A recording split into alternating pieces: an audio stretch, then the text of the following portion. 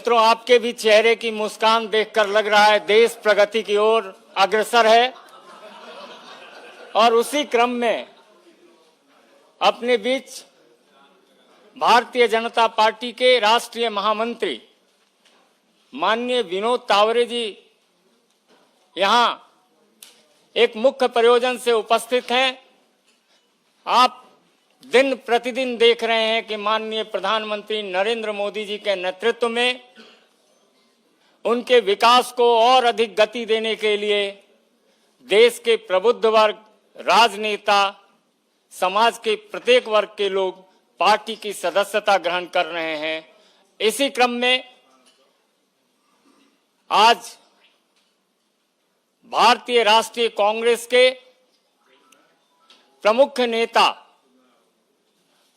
और राष्ट्रीय प्रवक्ता माननीय गौरव वल्लभ जी, बिहार कांग्रेस के पूर्व प्रदेश अध्यक्ष और बिहार की राजनीति में कांग्रेस की एक अभूतपूर्व पहचान बनाने वाले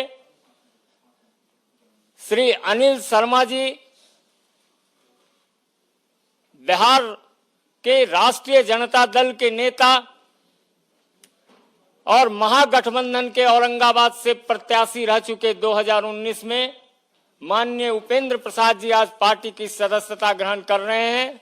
उस क्रम में मैं माननीय विनोद तावरे जी से आग्रह करूंगा कि आप माननीय गौरव वल्लभ जी को पार्टी की सदस्यता ग्रहण कराएं।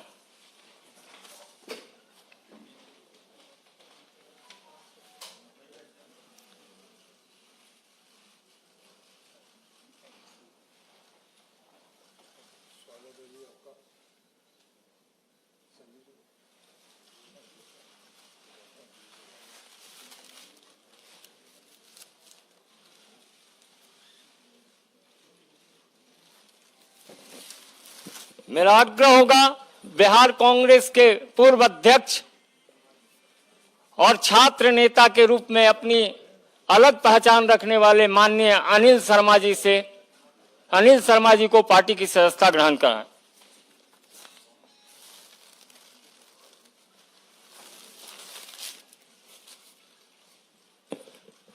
अपने बीच माननीय उपेंद्र प्रसाद जी भी हैं जो महागठबंधन के 2019 के प्रत्याशी रहे हैं।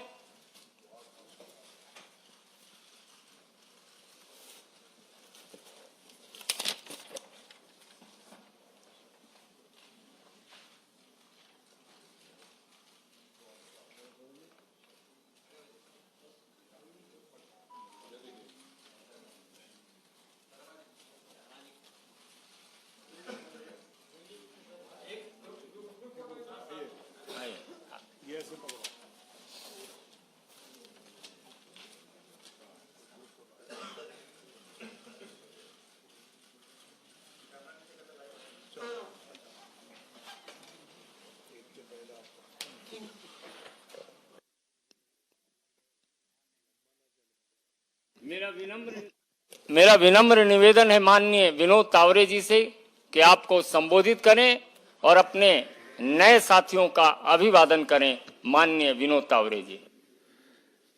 नमस्कार। संजय जी ने कहा वैसे चेहरे की मुस्कान बहुत कुछ बता रही है। गौरव जी, अनिल जी, उपेंद्र जी, इन सब का ज्वाइनिंग और स्वागत तो हमने किया है।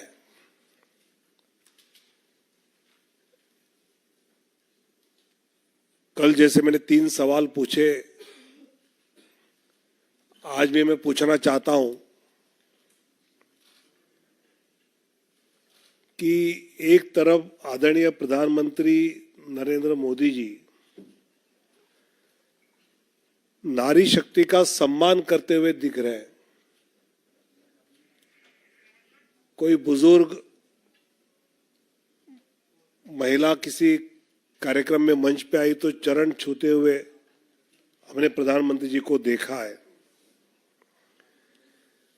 लेकिन कांग्रेस में महिलाओं के प्रति क्या रवैया है समझ में ही नहीं आ रहा है। कभी उनकी प्रवक्ता कुछ बोलती है। कल सुरजेवाला जी ने जो वक्तव्य किया है, एक बार कांग्रेस अपनी भूमिका साफ करे कि क्या महिलाओं का अपमान करना, महिलाओं का अपमानित जीवन जीने के लिए मजबूर करना, यही हालात बदलेगा क्या?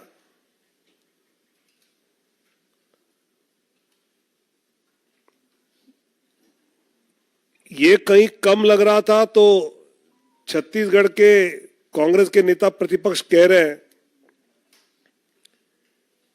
मोदी जी की सर फोड़ने की बात।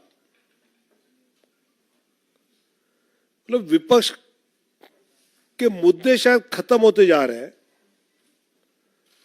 और ऐसी बातों का सहारा लेते हुए मतलब कोई नेता इस प्रकार की बात कर सकता है तो छत्तीसगढ़ के नेता प्रतिपक्ष समझ जाए कि देश की जनता मोदी जी को चाहती है, वो लाठी उठाने वाले का क्या हाल कर सकती है, आप समझ लो। और इसलिए कांग्रेस अपने नेता प्रतिपक्ष का ये वक्तव्य के बारे में क्या कहना चाहती है वो हम सुनने के लिए उत्सुक हैं। और जिस कच्चा टीपू द्वीप की बात हमने कही थी, अब उसको लेकर कांग्रेस के सहयोगी एमडीएमके ने कहा है कि कांग्रेस ने तमिलनाडु की जनता से धोखा किया। ये घमंडिया गठबंधन के सदस्य ही कह रहे हैं, इसका जवाब राहुल जी क्या देंगे ये सुनने के लिए हम उत्सुक हैं।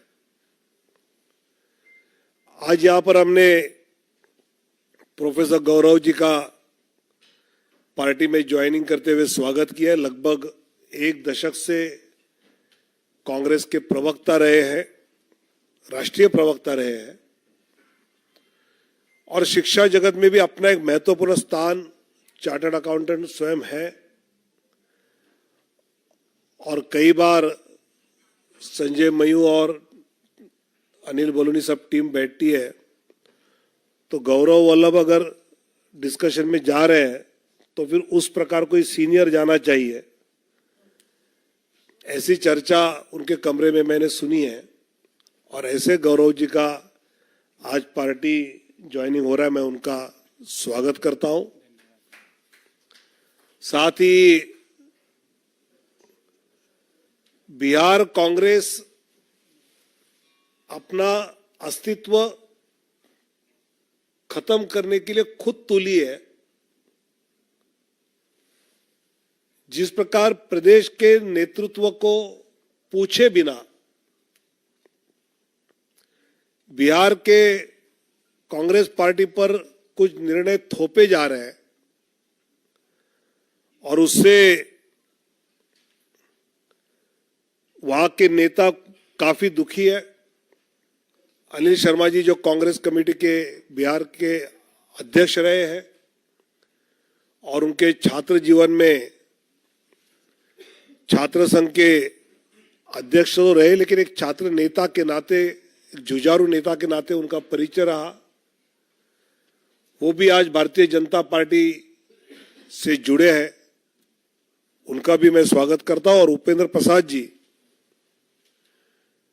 जो महागठबंधन के केवल प्रत्याशी नहीं तो एक उस बिहार के इलाके में एक शक्ति रही। आज उपेंद्र जी भी भारतीय जनता पार्टी में आदरणीय नरेंद्र मोदी जी के नेतृत्व में विकसित भारत की संकल्पना को मजबूत करने के लिए जुड़ चुके हैं। इन तीनों का मैं स्वागत करता हूं और इन तीनों के आने से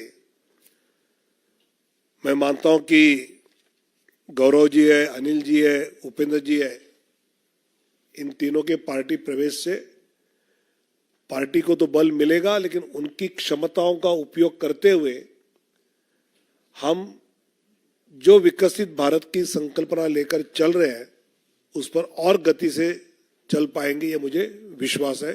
धन्यवाद। मेरा निवेदन होगा माननीय गौरव वल्लभ जी से कि आपको संबोधित करें।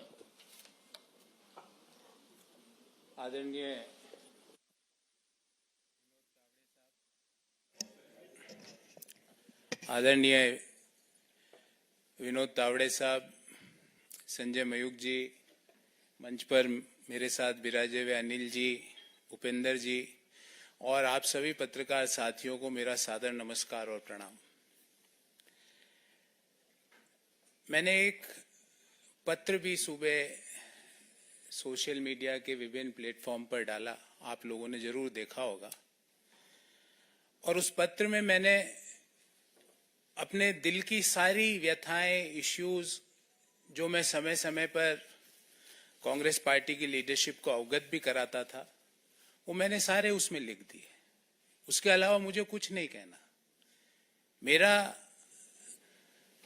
दृष्टिकोण शुरू से ये रहा है कि भगवान श्री राम का मंदिर बने, न्योता मिले और हम न्योते को कांग्रेस पार्टी लिख के भेजे कि हम नहीं जाएंगे, मैं इसे स्वीकार नहीं कर सकता। देश में मैं अर्थशास्त्र का विद्यार्थी हूं, बड़े समय तक अर्थशास्त्र और वित्त देश के प्रतिष्ठित संस्थाओं में पढ़ाया भी है मैंने। सुबह से शाम वेल्थ क्रिएटर्स को गाली, उन नीतियों को गाली, निजीकरण, उदारीकरण, वैश्वीकरण, जो पूरी दुनिया मानती है कि जो डॉक्टर मनमोहन सिंह जी और पीवी नरसिम्हा राव जी की सरकार ने किया, उन नीतियों को गाली। कोई बिजनेस करे उसको गाली, कोई विनिवेश में पार्टिसिपेट करे उसको गाली, एयर इंडिया कोई कंपनी खरीदे तो वो गलत। तो मुझे लगता है कि कहीं ना कहीं जो नीतियां हैं और जो इश्यूज हैं उसको कांग्रेस पार्टी टैकल करने में कहीं ना कहीं बड़े गैप उसके अंदर आ रहे हैं। और मैंने अपनी चिट्ठी में भी यही लिखा है। और मैंने प्रमुख कारण यह बताया कि मेरे में इतनी ताकत नहीं है कि मैं सुबह से शाम बैठकर वेल्थ क्रिएटर्स को गाली देता फिरूं, मैं नहीं दे सकता। मेरे में इतनी ताकत नहीं है कि जब सनातन धर्म के ऊपर सवाल उठाए और मैं चुपचाप बैठ जाऊं, मेरे से नहीं होगा। कांग्रेस पार्टी के नेताओं ने, कांग्रेस पार्टी के जो अलायंस पार्टनर्स हैं, उन्होंने सनातन धर्म के ऊपर बड़े बड़े प्रश्न उठाए, क्यों उसका जवाब नहीं दिया गया? एक इश्यू तो आप छोड़ नहीं सकते ना, उस इश्यू को तो आपको जवाब तो देना पड़ेगा। मैंने सारे विस्तार से ये सारी बातें इस चिट्ठी में लिखी है। मैं आदरणीय संजय मयूख जी से आग्रह करूंगा कि मेरी इस चिट्ठी की एक प्रति आपको जरूर दें, ताकि आपको पता लगे कि मेरा इश्यू बेस्ड रिजर्वेशंस क्या थे। और मैं महाभारत के इस छंद से अपने आप को हमेशा रेगुलेट और डायरेक्ट करता हूं, जो मैंने इस चिट्ठी में भी लिखा है। धर्म एवं हतो हंति धर्मो रक्षति रक्षित, तस्य धर्मो न हंतव्यो मा नो धर्मो हतो वधित। अर्थात धर्म के मामले में आप चुप्पी साध लो, जो गालियां दे रहे हैं सनातन को आप चुप्पी साध लेते हो, वेल्थ क्रिएटर्स को जो गाली दे रहा है आप चुप्पी साध लेते हो, और उल्टा गालियां दे रहे हो।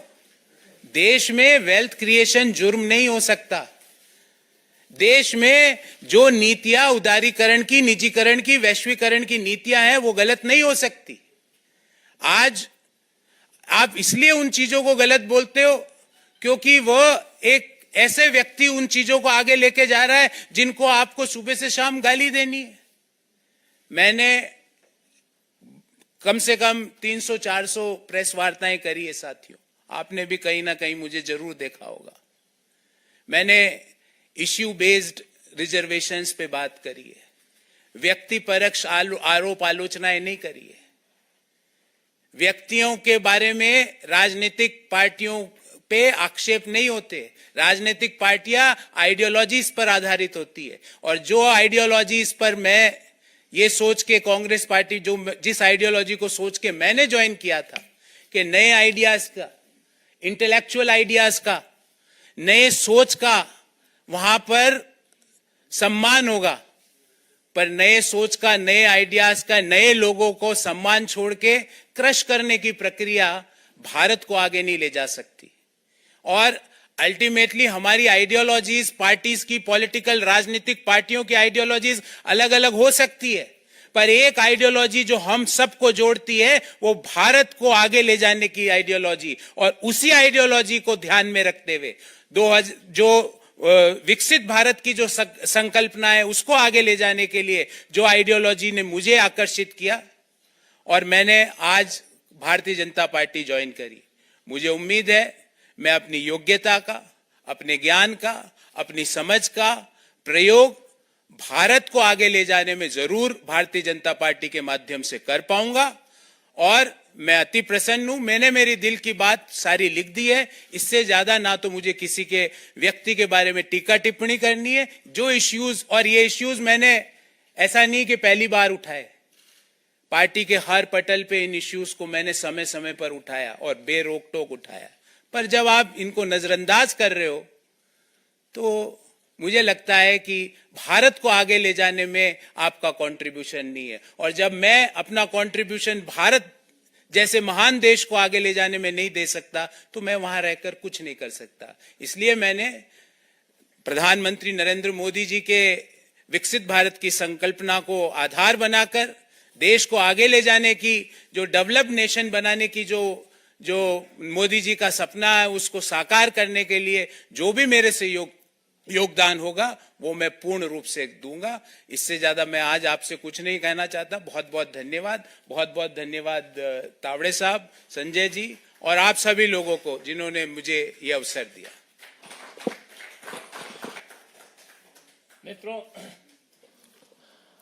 मित्रों, सौभाग्यशाली हूं कि पटना विश्वविद्यालय का छात्र हूं और पटना विश्वविद्यालय के 2 छात्र नेता, वरिष्ठ छात्र नेता ने आज पार्टी की सदस्यता ग्रहण की है।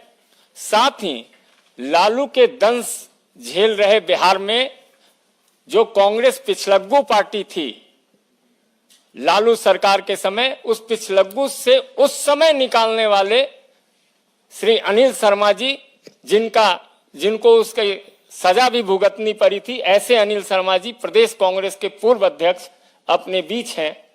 मेरा आग्रह होगा माननीय अनिल शर्मा जी से आपको संबोधित करें। आदरणीय विनोद तावड़े जी, संजय मयूख जी, हमारे साथी गौरव बल्लभ जी, हमारे विश्वविद्यालय दिनों के साथी भाई उपेंद्र जी, उपस्थित सभी सम्मानित पत्रकार बंधुओं, आप सबको नमस्कार। मैंने 4 दिन पहले ही पार्टी से इस्तीफा किया है और उसमें भी मैंने बातों को उठाया था कि आखिर कांग्रेस छोड़ने का क्या कारण मेरा रहा है।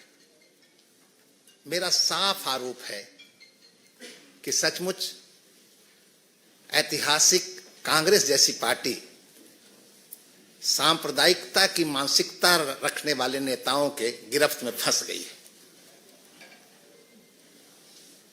वर्तमान अध्यक्ष भी सांप्रदायिक नजरिया रखते हैं और पूर्व अध्यक्ष, वर्तमान अध्यक्ष का मेरा मतलब है माननीय मल्लिकार्जुन खड़गे जी, और पूर्व अध्यक्ष से मेरा मतलब है आदरणीय सोनिया गांधी जी। ये दोनों के दोनों लोग सेकुलरिज्म की बात करते हैं, दूसरे पर कम्युनल होने का आरोप लगाते हैं, लेकिन ये दोनों के दोनों लोग सांप्रदायिक नजरिया रखते हैं।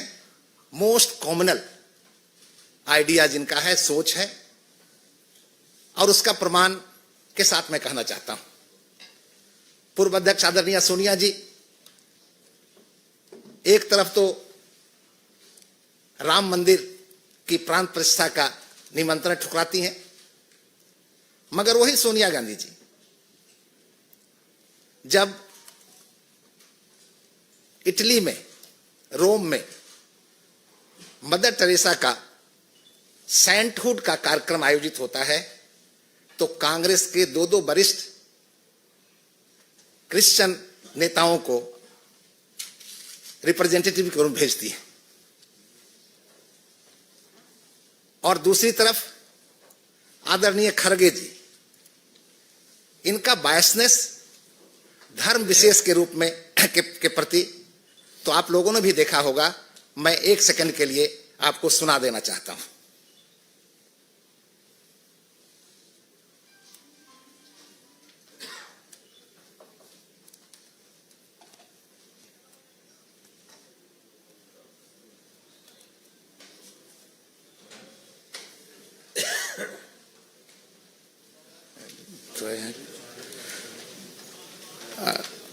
जिसमें उन्होंने कहा है कि अगर नरेंद्र मोदी का राज आएगा तो देश में सनातन का राज आएगा। 4.5 कदम नहीं चले और हमको पूछना क्या किए। और ऐसे मोदी जी को अगर और शक्ति मिलेगी देश में तो समझो फिर इस देश में सनातन धर्म और आरएसएस की हुकूमत आएगी। 4.5 और हमको पूछना क्या किए। इससे स्पष्ट है कि इन दोनों नेताओं की मनस्थिति कैसी है। मैंने कई सभाओं में सुना, आपने भी सुना होगा, राहुल गांधी जी कहते हैं कि हम विचारधारा की लड़ाई लड़ रहे हैं। मैंने जब गौर किया तो पाया कि सचमुच राहुल गांधी जी विचारधारा की लड़ाई लड़ रहे हैं, और मेरी समझ से सचमुच इस देश में 2 तरह की विचारधारा की लड़ाई चल रही है। एक विचारधारा सनातन को मिटाने की विचारधारा है, और दूसरी विचारधारा सनातन को बचाने की विचारधारा है। राहुल गांधी, कांग्रेस और ये तमाम लोग सनातन को मिटाने की विचारधारा को आगे बढ़ा रहे हैं, और निश्चित रूप से मुझे कहने में गुरेज नहीं कि भारतीय जनता पार्टी भारत की अस्मिता, भारत की संस्कृति को बचाने के लिए साथ साथ देश की सेवा के साथ साथ सनातन को ही बचाने की विचारधारा पर काम कर रही है। मैं इस बात को मानता हूं कि भारत की आत्मा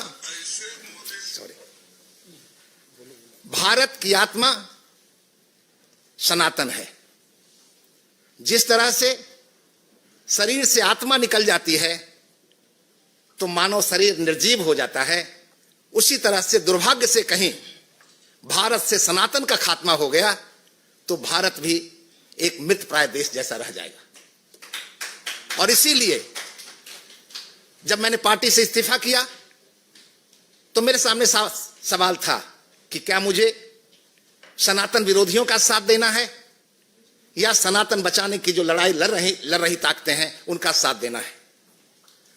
और इसीलिए मैंने तय किया कि मुझे देश की सेवा के साथ साथ, समाज की सेवा के साथ साथ सनातन की भी रक्षा करनी है, सनातन की भी सेवा करनी है, और इसलिए मैं भारतीय जनता पार्टी में शामिल होने का फैसला किया है। मैं एक सनातनी हूं, जनेऊधारी सनातनी हूं, वैसा जनेऊधारी नहीं जो अपने कपड़े के ऊपर से जनेऊ पहनता हो। हमारे पास तो बाजाबता यज्ञोपवीत संस्कार के साथ मिला हुआ यज्ञोपवीत है।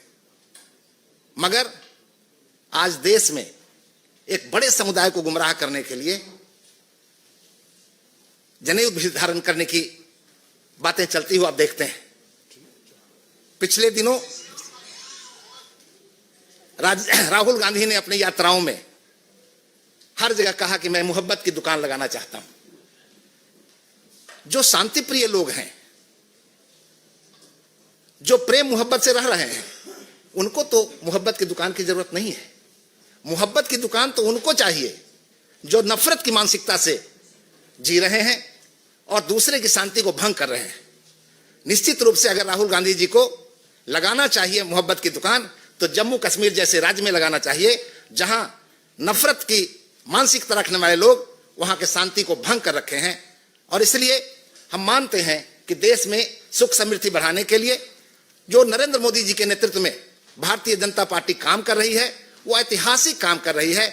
और जो सपना है भारतीय जनता पार्टी का, नरेंद्र मोदी जी का, वो सपना निश्चित रूप से देश की जनता का जिस तरह से झुकाव है, समर्थन है, वो पूरा होगा। उसमें हमारे जैसे लोगों की भी गिलहरी का प्रयास योगदान के रूप में आ सकता है, तो वो करने में मुझे प्रसन्नता हुई है। इसलिए मैंने भी भारतीय जनता पार्टी में शामिल होने का फैसला किया है। बहुत बहुत धन्यवाद आपको। मेरा निवेदन होगा, शिक्षा नीति की लड़ाई लड़ने वाले छात्र नेता और महागठबंधन के पूर्व प्रत्याशी श्री उपेंद्र प्रसाद जी से आपको संबोधित करें।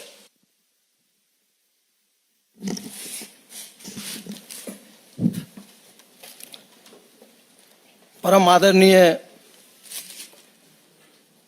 भारतीय जनता पार्टी मुख्यालय प्रभारी एवं राष्ट्रीय महामंत्री बिहार के प्रभारी आदरणीय विनोद तावड़े जी, हमारे साथ आए हुए प्रोफेसर गौरव वल्लभ साहब, हमारे बड़े भाई अनिल शर्मा जी, हमारे साथ संगठन में काम किए हुए भाई संजय मयूख साहब, और यहाँ पर इस सभागार में उपस्थित लोकतंत्र के सजग प्रहरी पत्रकार बंधुओं, साथ ही मैं आपको बता दूं कि अभी माननीय प्रधानमंत्री जी और भारतीय जनता पार्टी की जो सरकार है, बिहार के भारत रत्न और गरीबों के मसीहा जननायक कर्पूरी ठाकुर जी को जो भारत रत्न दिया है, उन्हीं कर्पूरी ठाकुर जी के प्रेरणा से मैं राजनीति में प्रवेश किया था। उस समय में नया पटना विश्वविद्यालय का छात्र हुआ था और उन्हीं के प्रेरणा से हमें पटना विश्वविद्यालय का अध्यक्ष भी बनाया गया था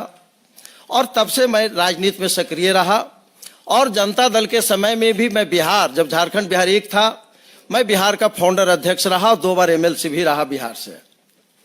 लेकिन उस समय जो हमारे मन में जो अरमान थी, जो कर्पूरी ठाकुर जी से हमने जो सीखा था और जो डॉक्टर लोहिया को पढ़ा था, डॉक्टर लोहिया को तो देखने का अवसर नहीं मिला, कर्पूरी जी के साथ काम करने का अवसर मिला। कर्पूरी जी हमें कहा करते थे, विद्यार्थी जी कह के संबोधित करते थे और हमें बोला करते थे कि विद्यार्थी जी महीना में 2 दिन आपको समय देंगे, आप मेरा उपयोग जिस ढंग से करें।